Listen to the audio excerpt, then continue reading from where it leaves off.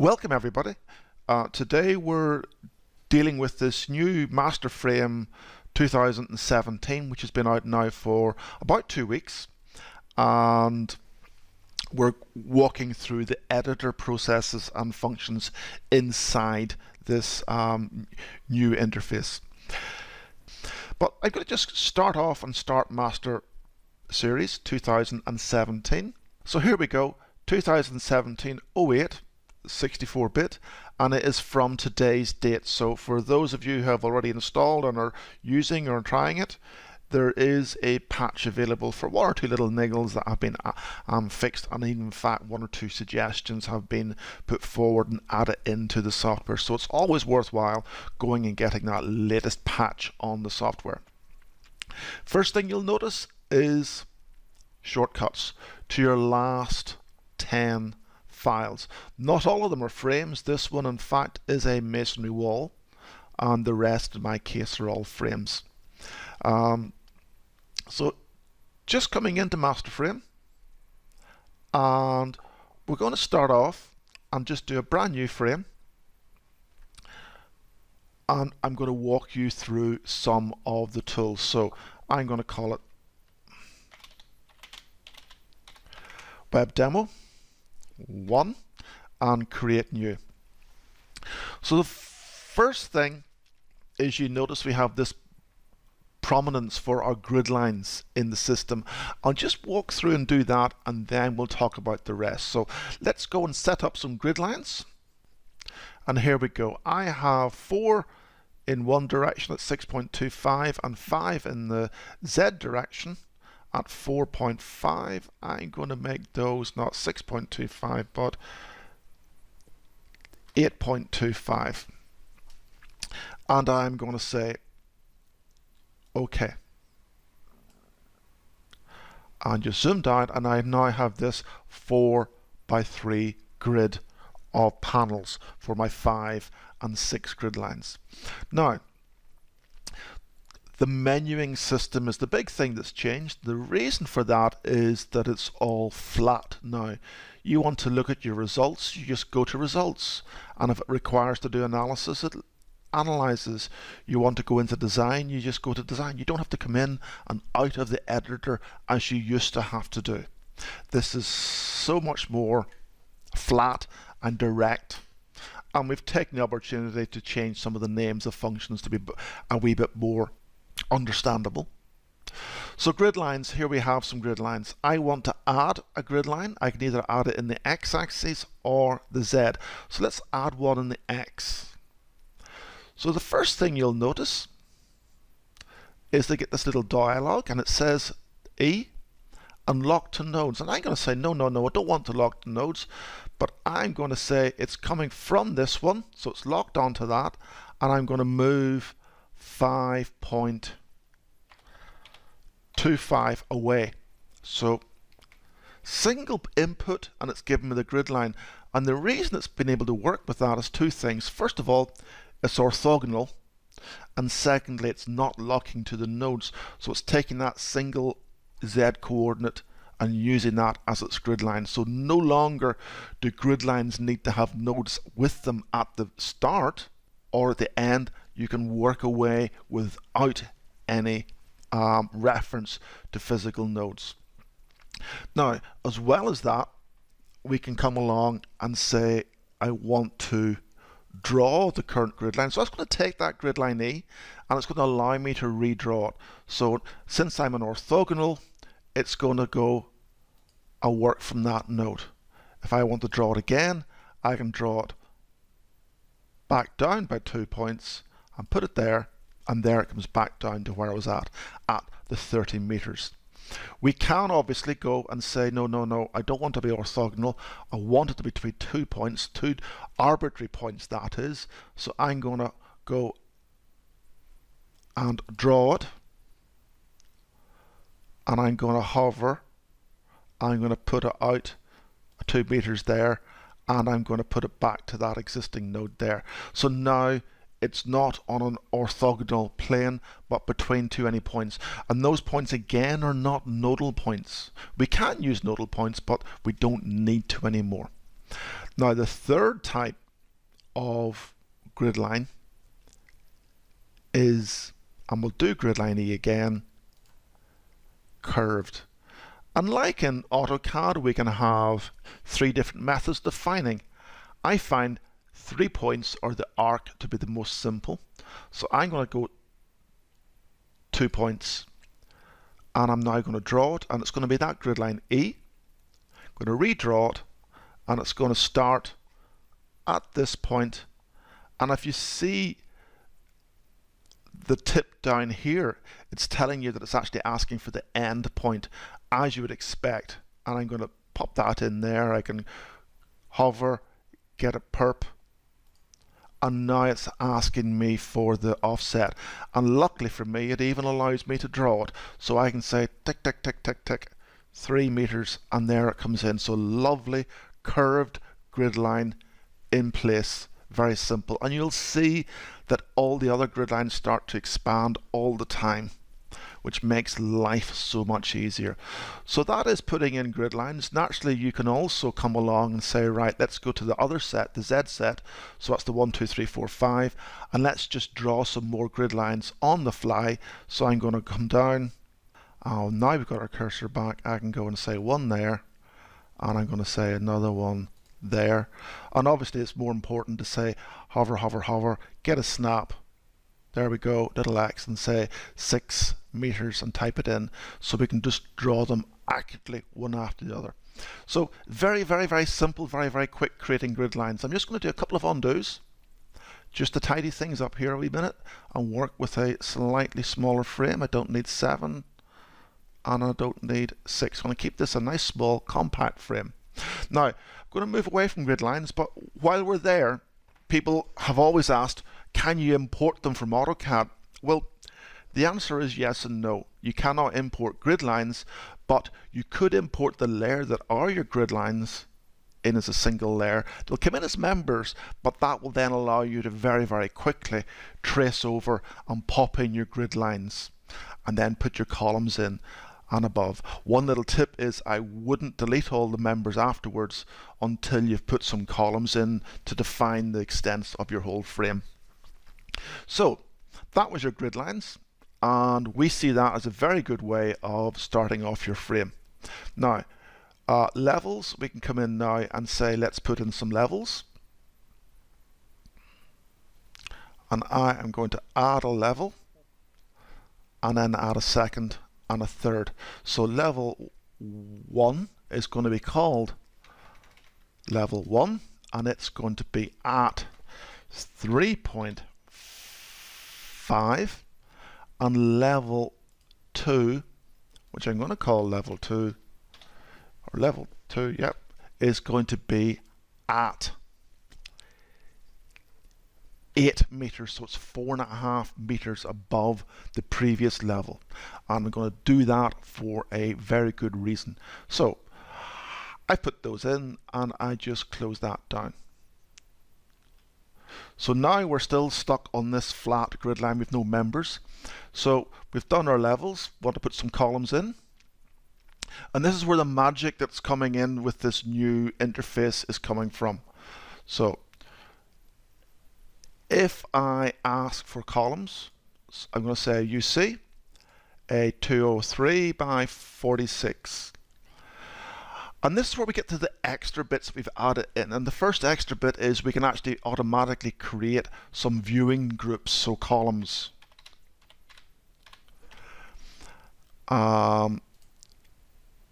Sorry, I typed in the wrong place, so it's renamed. I could go out and rename it elsewhere, but I'll just accept that. But we can also automatically add it in to a design group, and I'm going to call that, which means that they will be preset into the columns named design group for you to then go in and apply your settings for those. So we want to put in a single column, and we want to align it to nearest grid lines.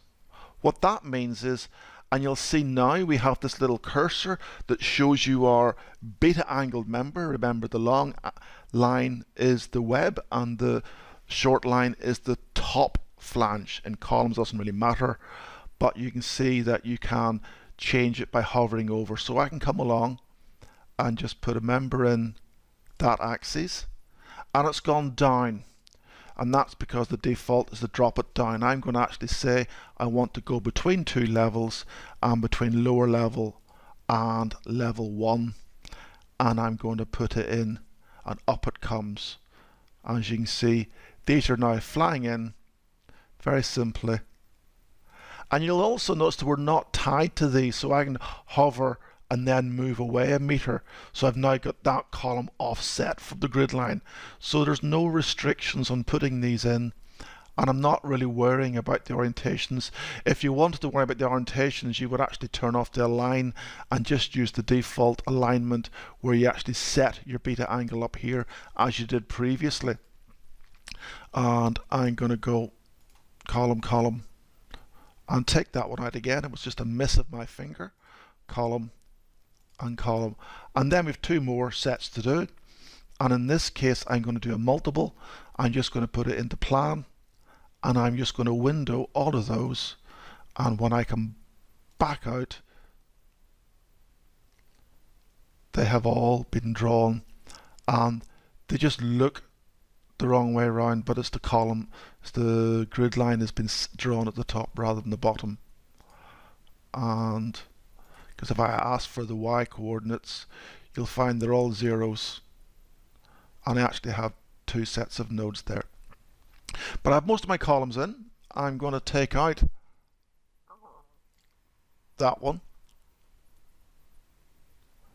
and that allows me to go to another function straight away, which is the delete. The delete's very similar to what it was before, and I'm just going to take off the y coordinates, and I'm going to delete that one, and I'm going to delete that one, and that one, and that one. In fact, it's probably that, of course it is, it's that one that's been deleted, and I'll say proceed. So there's my columns, and I'm actually still missing one down that corner. Add columns, and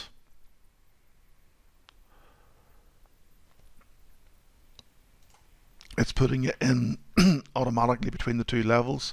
So that's all of my columns in. Now, the next thing coming down is beams. And beams, apart from this grouping that we have facility in here, where we can say put it into the beams group and add it to a group called primary beams.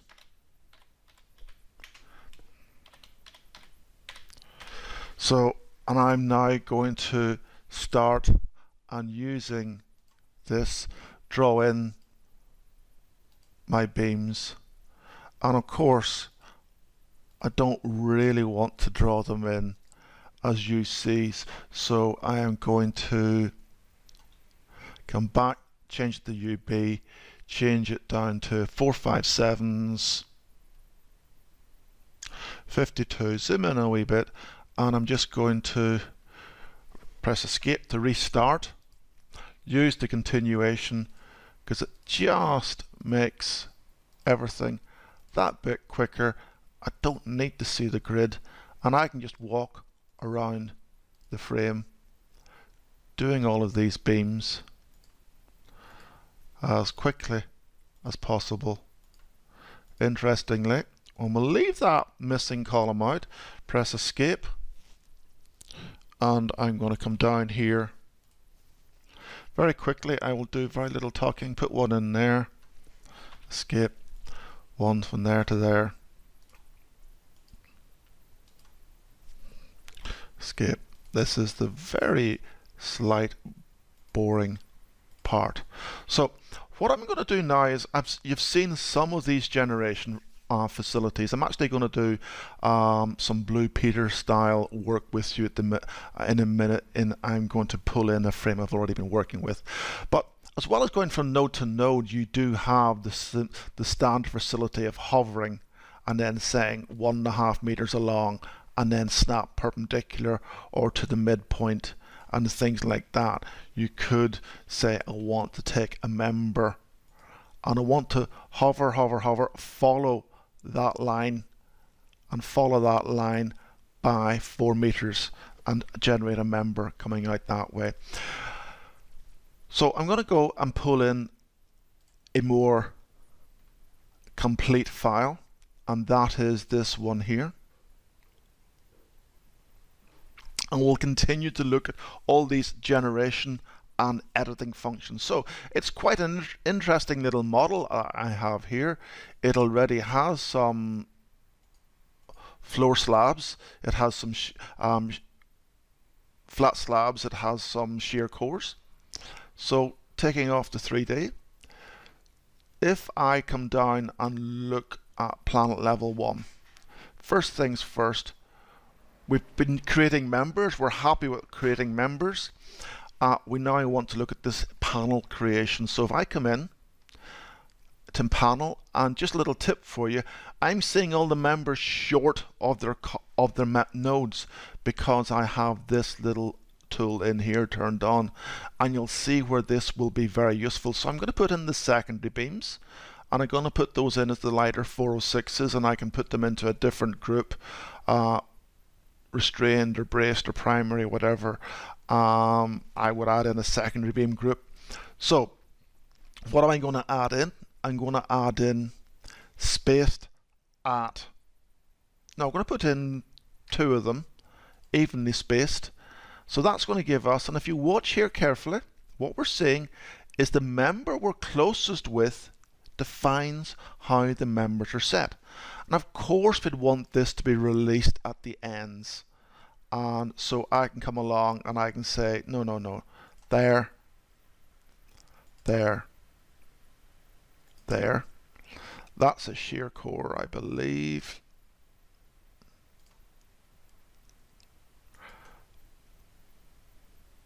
Just do a quick undo and do that properly.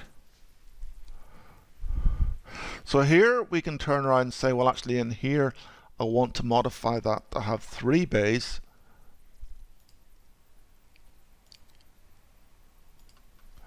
And you'll notice that it's keeping the super members as you would expect.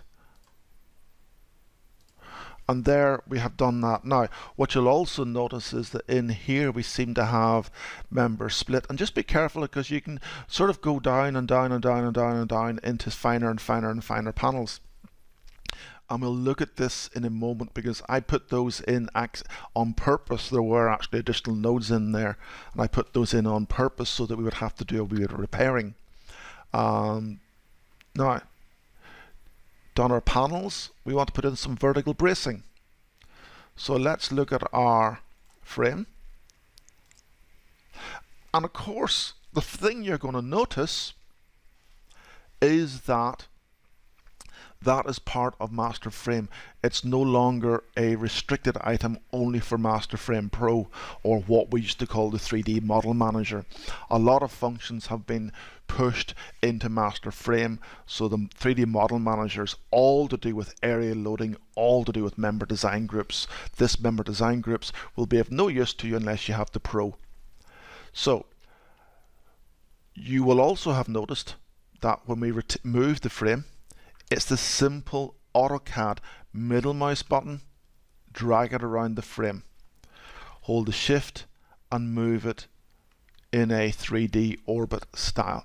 Now, I got confused the other day because I was trying to do it, but I had a very complex frame and I was only trying to look at one area. And what was happening was that when I was trying to move the frame, it was moving about the center of the whole mass, which is not what I wanted. So what I needed to do was to go and choose that, and then come in and choose my node that I want to orbit about. So that is, and if you do a right mouse click, you should find that there's an option to do that, to tell you what that is. But very simply, mouse controls, you'll find that the shift is used to set the viewing. So shift and left click is used to set the viewing, and just close that. So I'm just going to choose that node down there, and now when I zoom out and rotate, everything rotates about that axes. So that's very, very useful. Now, vertical bracing. So I want to rotate around here to the back and take vertical bracing, and this is where obviously the grid lines are very, very useful. Grid line A, B. Actually, which grid line do I want? It's probably a question of actually looking first. I want grid line 1. So grid line 1 has a wee bit of kinking in it, so therefore we're not seeing everything as we would expect full frame. I'm just going to put this into plan, and easier, yeah, grid line 1 would need to be redefined, and the way to get around that would be to define the same grid line twice, once from there to there and once from there to there, and we could do that. So I'm going to window this view and now rotate it to a useful orientation. So bracing members, very simple. Let's put in some X bracing. Let's put in some round bar, and we'll go for a 12.5mm round bar. It'll be released ends and tension only, and in the bracing group. So member groups, I can say it's in the brace group, and first node is there, second node's up there, and it's done. Except up here I think I clicked one too low.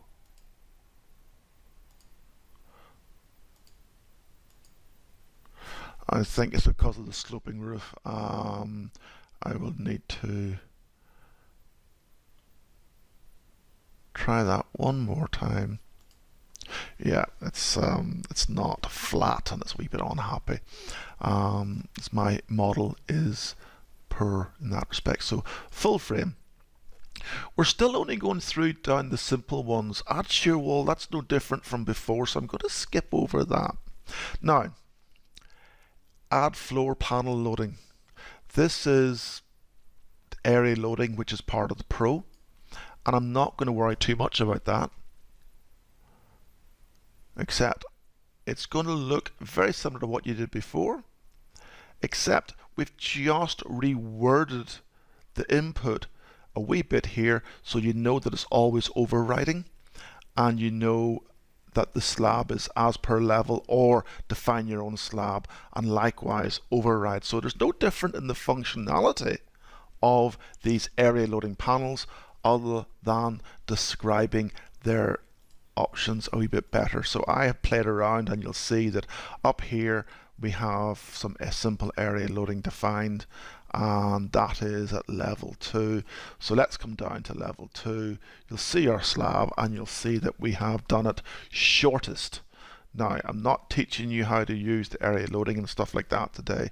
I am introducing the new functions, so we'll just escape out of that. Create semi-rigid stiff deck. Not much has really changed in there.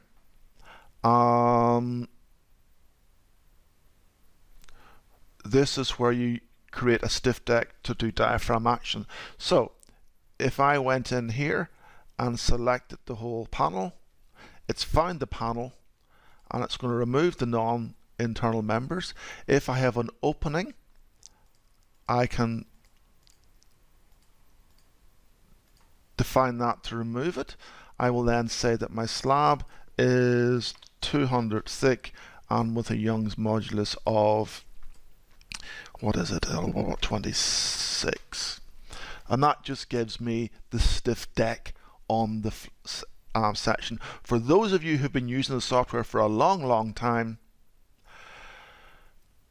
semi-rigid stiff deck, which this is using a finite element method, is a lot better than the old-fashioned stiff deck method, which just stiffened the beams. This actually uses the real strength of the slab to do the modeling, which is very, very useful. So that's all very straightforward. We're not going to go into FE at the moment. And now what we are going to do is we're going to look at our copy functions. If I look at the levels here, full frame, and I look at the levels I have, say back here, 1, 2, 3, 4, 5, I can copy. And if you remember, there used to be a duplicate function. Don't need it. The copy does everything. So if I wanted to suddenly extend this out, so put it in plan and select grid lines as well and go through all of this. And now what I want to do is I want to shift it, or I want to duplicate it once in the X by 5 meters, and we'll see what happens. So we now get that additional set of frames, and interestingly, because these were on a curved line, it's actually taken that on round at the curve. And we really should have the connecting members coming through as well. And in this case, that's because it's an FE slab that you have that additional effect. I'm just going to undo that, or not do it. I'm going to take that off and do a reset. So let me just see, clear selection. What I do want to do is to come back to my levels, and I put in level 1, 2, 3, 4, 5, 6. So there's a level 6. I am going to come down and add in another level, and I'm going to make that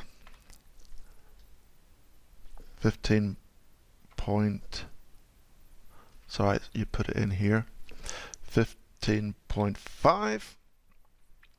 Doesn't really matter what it is.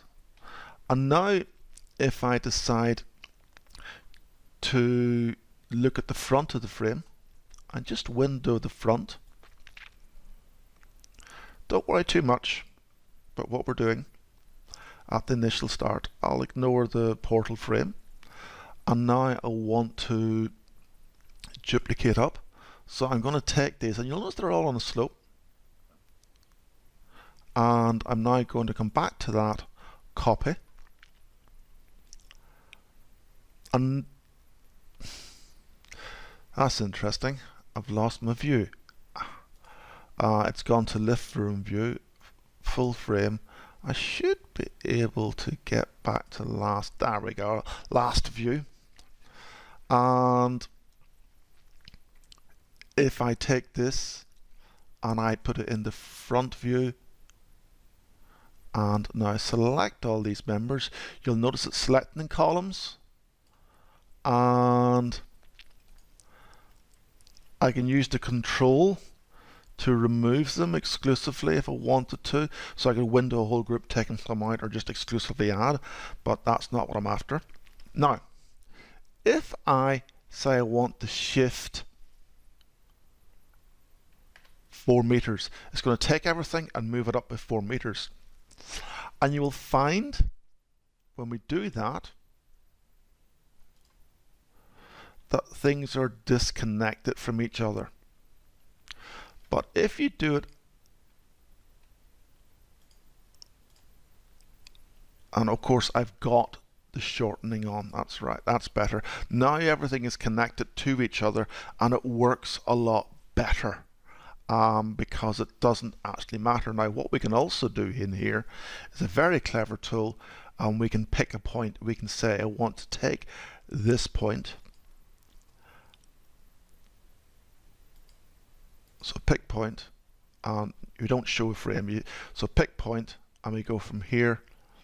And as we start to move up, we can intercept all the existing levels. So if I wanted to put them all up to that level, which is obviously a lot lower than I thought, then I can do so, and obviously I've missed a member, and I could then say show new frame. So it's going to put it up, but it's going to bring all the columns so that they're intersecting correctly at the level for you, rather than appearing halfway down the other columns, which is a very, very useful tool. So the copy is a very strong function that's now available to you. The other, and I'm not going to do that, I'm going to reset. The other very strong function is we always had the rotate, but we now have a mirror. If I was to put this in plan, window all these members except for the portal, and I did a rotate, you would find when I said the origin is, say, here, so a pick point for origin there, and I'm going to rotate it not. In fact, I want to rotate it in plan, so I need to pick the origin again. That's a bit better, and I would need to put that member back in.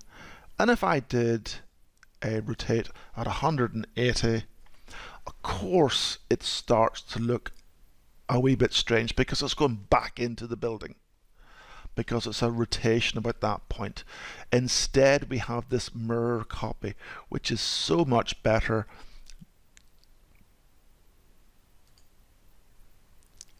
I'm going to draw the mirror from here to here. Sorry, draw a mirror line from there to there. Oh, I'm in show new frame, that's why it's not giving me, and it's just taking out members instead. Draw a mirror line. So that's the mirror. So when I say show new frame, there we go, and it is a pure mirror. So can it be over here? Can it be over there? Obviously that wasn't selected, so that's not brought across. So that mirror again is a very powerful function to be able to use, and it's something we've been asked for quite a few years. It's always been there in the background. If you were brave and didn't panic, you could do 2 or 3 different processes to get the right answer. But now we've got the full answer. Now, full frame. We're really now coming into the member facilities. We said that super members are dead, and to all intents and purposes, super members are dead. However, in the background, we are dealing with physical members and analytical members. So, in a physical sense, that's one member. Analytically, it still will be 3 separate subs, but it looks after it all a lot better for you. So what I'm going to do is come along in here and look at these functions. So split. Okay, split a member. You can choose a member. You could split that member and say proceed. So now when I clear the selection, it's done nothing. Of course it's done nothing, because it didn't tell it how to split it, either at a distance or into so many segments, or explode. When I say proceed, you'll now see they are individuals. So we would then choose the opposite to bring them back together again. And we recommend now for the 2017, you're always drawing the physical member. You just draw the physical members. So split members, pretty straightforward. Merge members is even more powerful. So you could say auto merge between columns, and auto merge between grid lines, and auto merge columns between levels, and remove random, and it will do it all for you. But that's if you just say proceed. But I can just go and say quick merge, and I can say take from there to there, and it's now a single member. And if you remember, we had a few mistakes around here, and if you also remember, drawing the members short lets us see that we need to have a physical member there.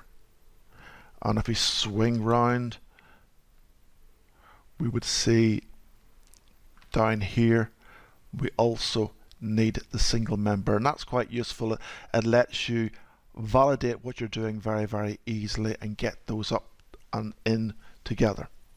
So I could go and say merge and say proceed, and it will attempt to rectify everything for me. So if I look on a level by level basis, I turn off the grid so we can see the gaps.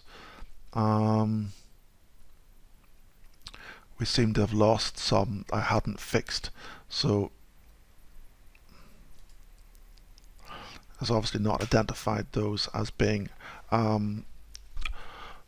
ready for merging. There must be a point or something that they're not on, and I actually personally find this to be a lot more efficient in doing it anyway. And there we go. So that's your merge and functions, very straightforward. And yeah, from there to there, and from there to there. So tidying those up, I will get the guys to check why that wasn't working. What's next? Delete. Deleting is deleting. It's no different to what it was before, just with some extras. We can delete not members, but slabs and grid lines as well. So we can go and delete that, and that. And then the nice thing you notice nowadays is that you don't get the wrong member because you see what it's about to select. So I can say, yes, that's what I want along there, and delete those and say proceed, and they're all gone. So very straightforward, very, very easy to use. Now we come into the really, really powerful functions. And this is the member move. So I am going to go and look at a particular grid line for you. I am going to look at grid line E, which is this one at the back. Or let's just look at it in full view. Let's just take the front half of the frame. And or in fact, I'm trying to think which one I was going to do. I was going to do this one back here. Now, just so I can see it clearly, we're going to come in and zoom in and look at only these members here. So, rotating around. In the past, if you needed to create a re-entrant area in here, you had to go and redefine all the members. So you'd have to redefine that member. These would still be hanging out, and then you have to redefine them to be connecting into the new nodes and stuff like that, and most annoying. However, what you can now do is say, I want to move a whole member, and I want to move that whole member. I want to do a shift, and I want to move it in a direction. And if it's not parallel to one of the orthogonal directions, then we would just say I want to move it, and just say I want to move it from there by 1 meter. So that's given me my coordinates, and it is orthogonals. And I can now say show, and it's moved the members, shortened the others, and kept the node points and everything where they were. So in a very short space of time, we have pushed that in without causing any havoc to anything else. Now we can also do the opposite. I can move it out, but by moving that out, it's now floating in space because it's no longer connected to anything. And this is where you probably want, again, to use physicals. So what we can do is we can say extend ends, or move all connected, and that's disaster. That's not going to do. So this isn't going to do what we want. So what I'm going to do instead is clear the selection, use member ends, and say I want to move, show new frame off. Want to move that and that. So we're defining the ends of the members we want to move. We want to use those ends, and we want to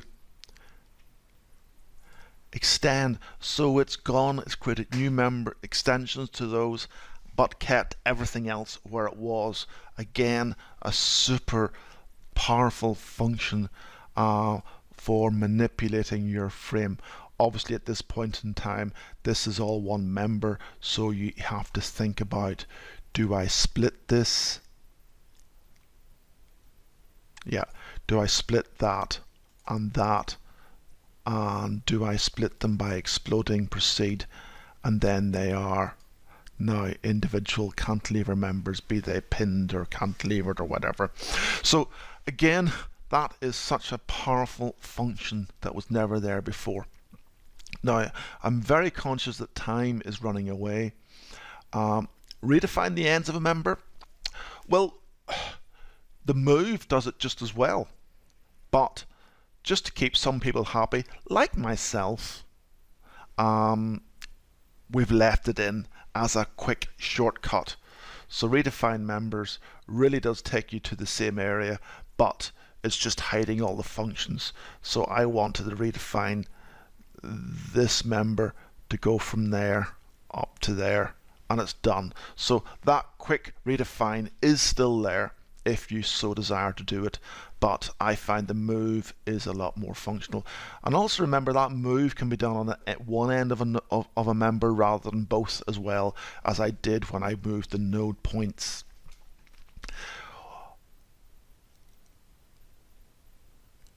Some of the old coordinate manipulations, because let's face it, back in the background we do have coordinates, are still there.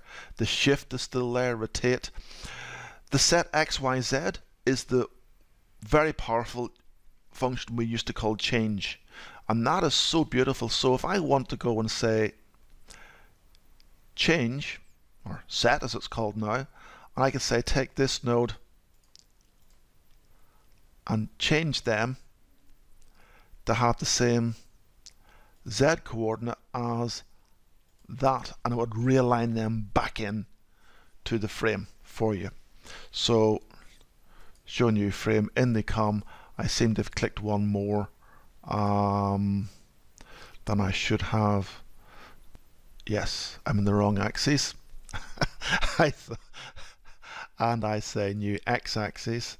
Thank you very much, guys. Somebody's looking after me across the other room, and I say show new, and in it comes. But of course, since the frame was rotated, that is going to move them parallel. It is a function that's used all the time. I actually find it very, very useful. If you brought a frame in and you find the floors going up and down, you can use that set or was changed to level them all up very, very quickly. Position on nodes, straight lines are all the same as before. And we also have some new functions for make the model, tidying it up. And in case you really, really want to get into super members, which you should not need to do, because the merge and split is far better.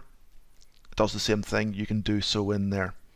And this allows you to clean up some of the functions. Now, viewing the frame, because we're very low on time because of the delay in starting, and I'll just keep into this little small model I've got here, little front area.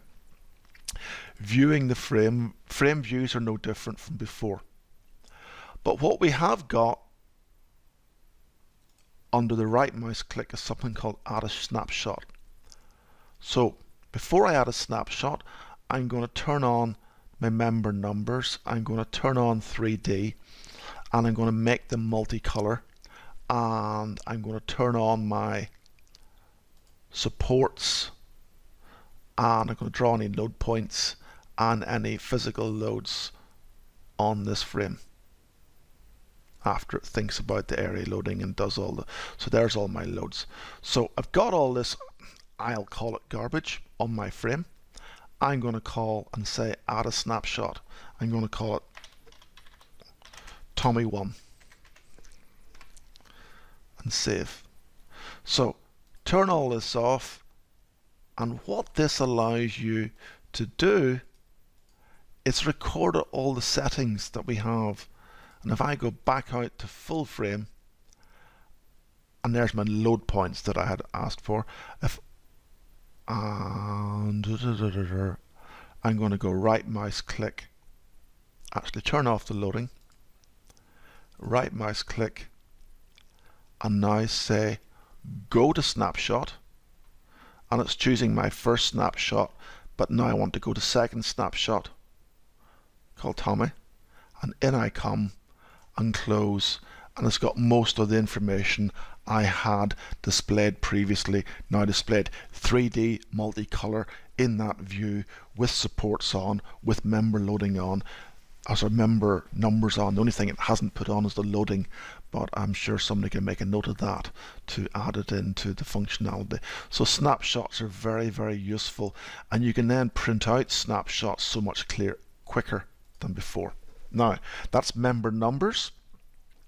Over here we have a reference. Whoa, what's that? Well, what we've got, looking in detail, is we've got a composite beam. It's a beam. It's on A1 to 2, and it's at level 3.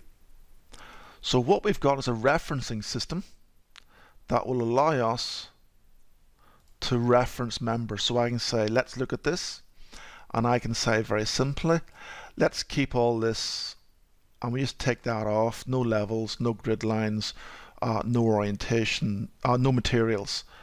So take off the materials.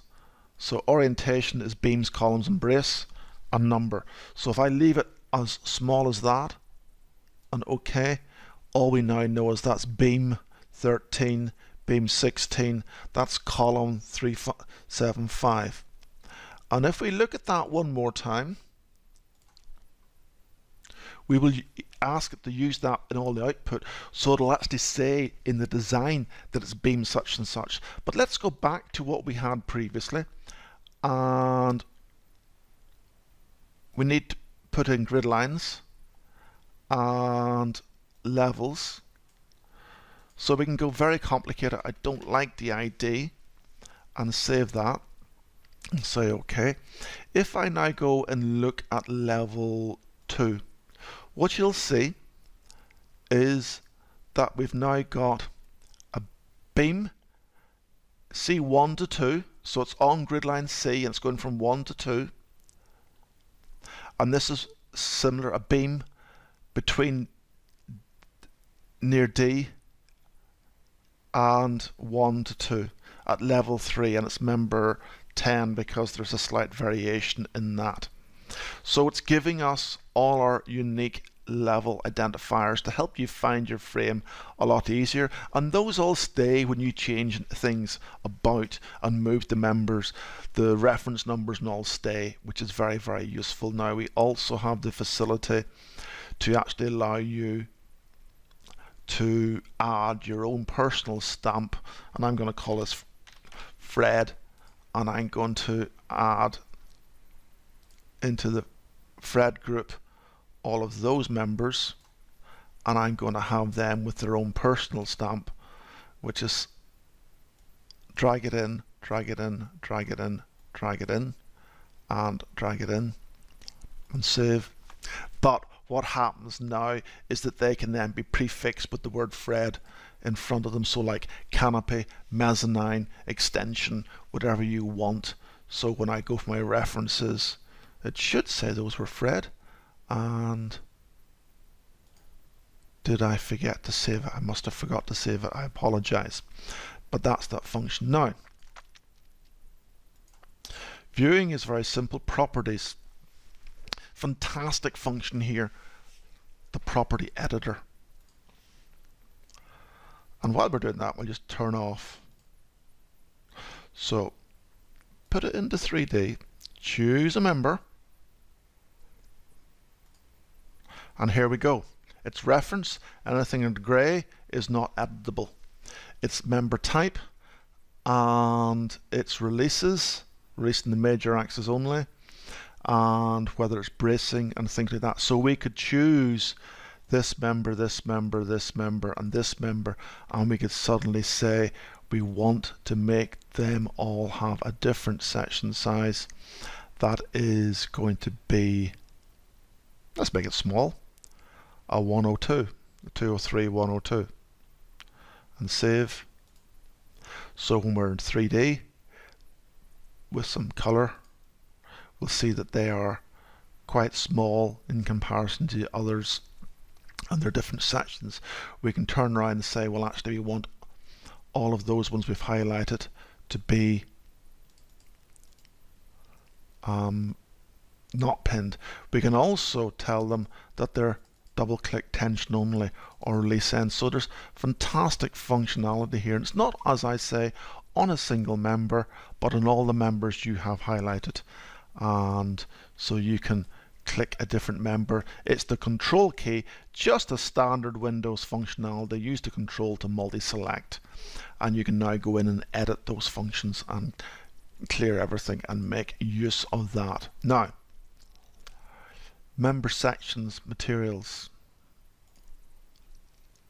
A wee bit more explicit than member properties. It is the member section sizes and material. So that in itself has not changed. You choose a member and you'll see that it is a 254. You'll see that this one is a 203. So the others were quite small in the first place because it was so close together.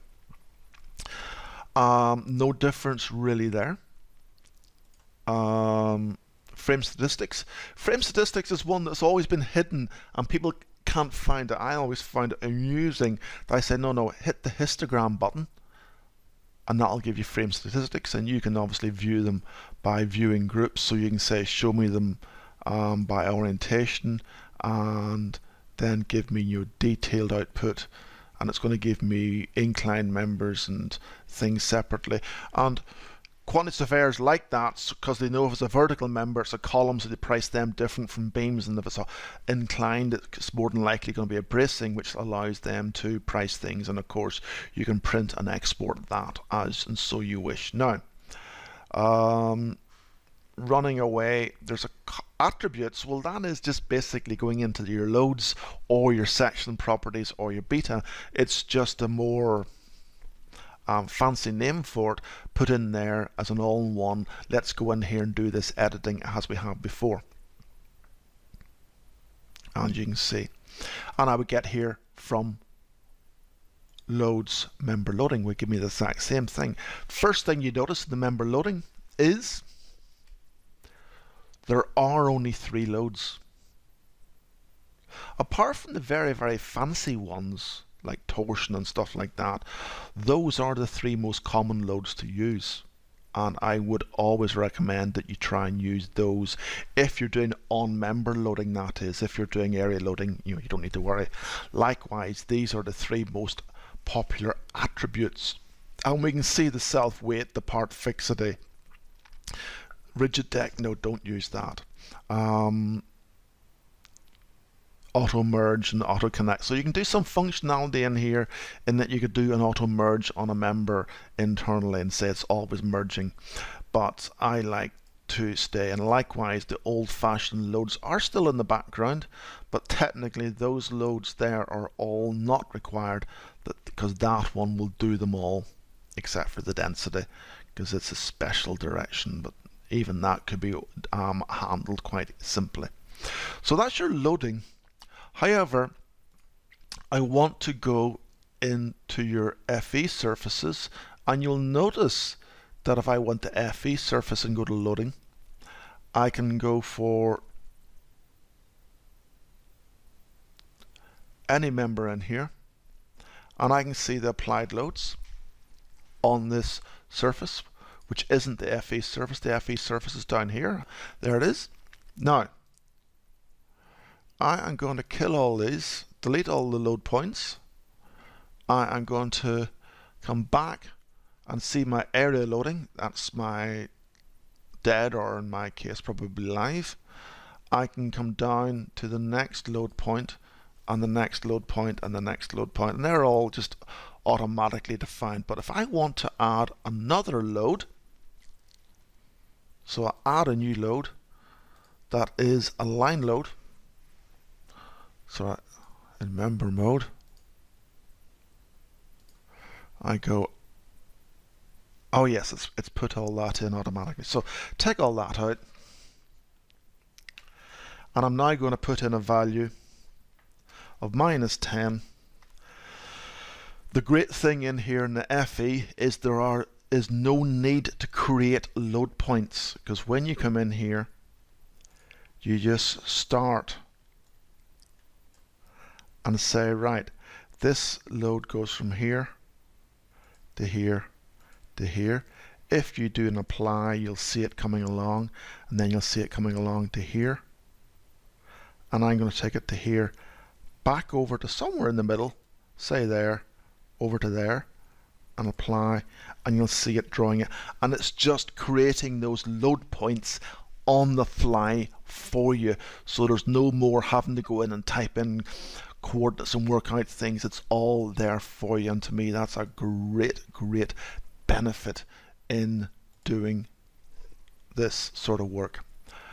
Another little function, I'm just running around because I know I've gone over time now, and some things I want to show you. If I come back up to full frame, if you were doing your area loading and you suddenly needed to create a dummy member because this was actually enclosed with some cladding that spanned vertically onto these members, well, you'd need to put a dummy member in there first of all, and the curse was putting in that, but you have this function, third option down, add a dummy member, so at any time you can come down. And you notice when we're doing a vertical member, it automatically gives you a snap point to a level. In this case, I would have had it by hovering over here anyway, and then snapping perpendicular. So it's put it in as a dummy member, and then continuing with the function you were doing. So that's a very useful facility for you to use to speed you up. Now, I'm going to do one more function for you in here before I go and look at the questions. So if I go to edit an FE surface, and it's this one, material thickness is no different. But what we can do is we can say for service cases, we want to modify the strength. So crack section, cracked with long-term, short-term creep, or crack with long-term creep. Normally you're really worried about short-term creep unless you're in a building where the live load is going to be always there, and then you'd be more concerned. So you can see it takes your Young's modulus and reduces it by a factor in those loading cases, so your serviceability limit state cases can give you more accurate. And you can say for all service cases or only when you have these functions active, but normally it's all service cases. Let's go for, so crack section is 50%, short-term creep is 50%, and that adds up to a combination of 3/4 or 25% in the other direction. So let's have a quick look at some of the questions. When defining members, what's the difference between viewing and design groups? Very good question. If you remember, we have some viewing groups, we have some design groups. So let's close that down. So I think I have some viewing groups. If I go right mouse click and say show viewing options, that's my little filter over here, and you'll notice the viewing options have been split into two. So member viewing groups, so I could, if I'd actually used them, I'll use them to hide certain members in the display. So the viewing groups, and there are no nodal groups. So the viewing groups, had they been used in this, would have been there, and I'm quite certain I can create some members in a viewing group. So if I went and said this group's called Fred, and I then went in at first floor level and in apply mode took all of these, which are really part of the final element surface. From a steelwork point of view, I could show the whole frame, and I could then say hide. So hide Fred. So Fred's now gone out, it's an FE slab, and there's your concrete columns plus your steel members. So you can use that to hide areas of the frame, certain members, member groups, which is very, very useful.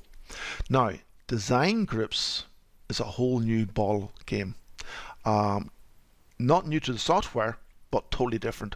What design groups allow me to do, and yes, analysis and everything is all in here. So if I go to design and look at my member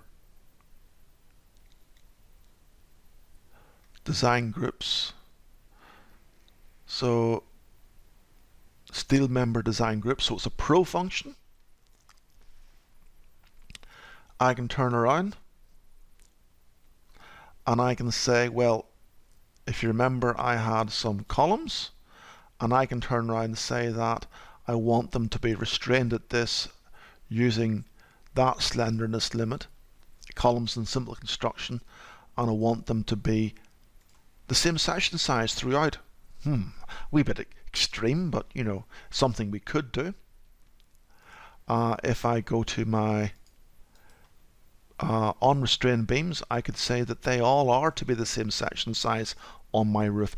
So we're pre-setting up how the members are going to be designed.